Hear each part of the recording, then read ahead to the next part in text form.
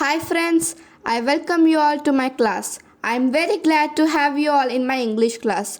As you already know, I am Vennela from Visakhapatnam. Today, my topic is how to use causative verbs in imperative sentences.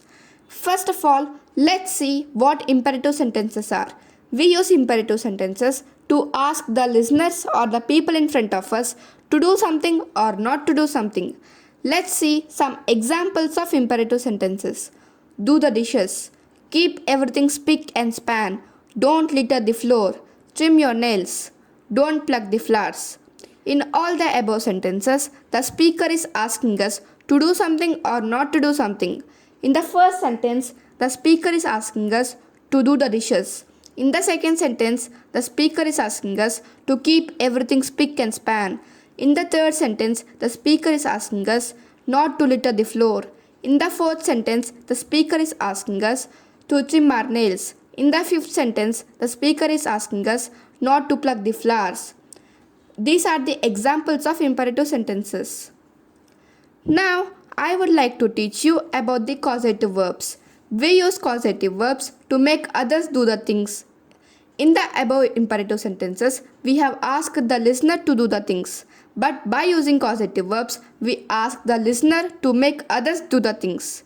The formula is get plus object plus V3. By using this formula, we can change all the above sentences into causatives. Now I will show you how to change the first one into a causative and the remaining sentences you try yourselves. Let's see the first one again. Do the dishes.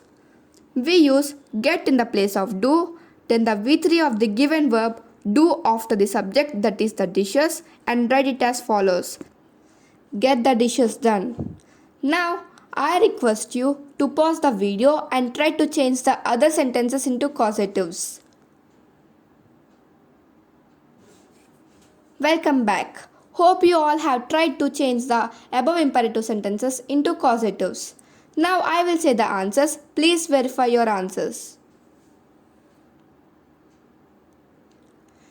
First sentence, keep everything spick and span. Causative sentence, get everything kept spick and span. Second sentence, don't litter the floor. Causative sentence, don't get the floor littered. Third sentence, trim your nails. Causative sentence, get your nails trimmed.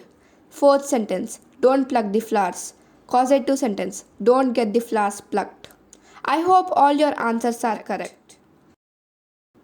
That's it for this video, friends. Hope you all like it. Have a nice day. Thank you.